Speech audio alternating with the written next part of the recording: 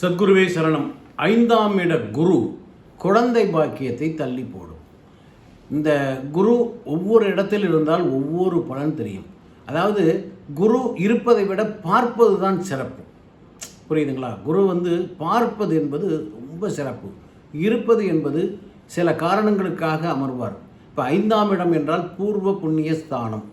உங்களுக்கு பித்திருக்களுடைய ஆசீர்வாதம்னா அவங்க செய்த புண்ணியங்கள் பாவங்கள் உங்களுக்கு சேருகின்ற இடம்தான் அந்த பூர்வ புண்ணிய ஸ்தானம் 5ஆம் இடம். இந்த 5ஆம் இடத்திலே குரு பகவான் அமர்ந்திருந்தால் உங்களுக்கு எதை சொல்ல வர்றார்? எப்போ உங்களுடைய அப்பா அம்மா தாத்தா பாட்டி சில கர்மாக்கள் பாக்கி வச்சுருக்காங்க, அதற்கு செய்ய வேண்டிய அந்த மோட்ச தீபம் கொடுத்துருங்க. அப்படி கொடுத்தீங்கன்னா தான் குழந்தை பாக்கியம் கிடைக்குங்கிற தகவலை 5ஆம் இடத்தில் அமர்ந்து கொண்டு குரு உங்களுக்கு சொல்லுகிறார். ஏனென்றால் அந்த பாக்கி இருந்தால் தான் இந்த ஜாதகருக்கு 5ஆம் இடத்துல குரு அமர்வார். புரியுதுங்களா? 5ஆம் இடத்துல அமர்ந்தால் உங்களுக்கு சொல்ல வர விஷயம் என்னென்னா, பித்திருக்கள் கடன் பாக்கி இருக்குது, கர்மா பாக்கி இருக்குது, பாவகர்மா பாக்கி இருக்குது, அதை முதல்ல சரி செய், அப்பொழுது தான் உனக்கு குழந்தை பாக்கியத்தை கொடுப்பேன் அப்படின்னு ஜோதிட சாஸ்திரம் ரூபமாக குரு பகவான் உங்களுக்கு சொல்லுகிறாருன்னு அர்த்தம். நல்ல அழகான கணவன் மனைவி கை நிறையா சம்பாதிப்பாங்க, திருமணம் பண்ணுவாங்க, குழந்தை பாக்கியம் தள்ளிக்கிட்டே போகும். என்ன காரணம்? இந்த 5ஆம் இட குரு.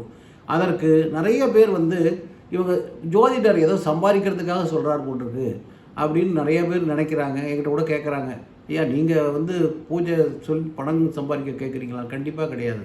எங்களுக்கு நீங்கள் இல்லைன்னா இன்னொருத்தன் கொடுப்பாங்க. ஆனால் இந்த பரிகாரம் செய்தால் அதனுடைய பலன் குழந்தை பாக்கியம் உங்களுக்கு கிடைக்கும். குழந்தை பாக்கியம்ங்கிறது பாக்கியம். தாலி பாக்கியம், குழந்தை பாக்கியம் ரெண்டு தான் பாக்கியத்தில் கொண்டாடுறாங்க சாஸ்திரத்தில். மற்றதெல்லாம் நம்ம பணம் கொடுத்து வாங்கிக்கலாம். இது ரெண்டுமே பணம் கொடுத்து வாங்க முடியாது.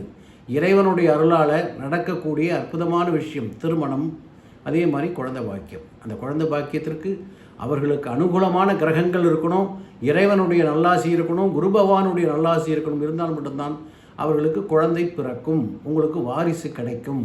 அதனால் நீங்கள் எவ்வளோ லட்சம் வச்சுருந்தாலும், எவ்வளோ அழகாக எவ்வளோ நல்லா சம்பாதிச்சாலும் குழந்தை பாக்கியம் என்பது இறைவனால் மட்டுமே கொடுக்கப்பட வேண்டியது.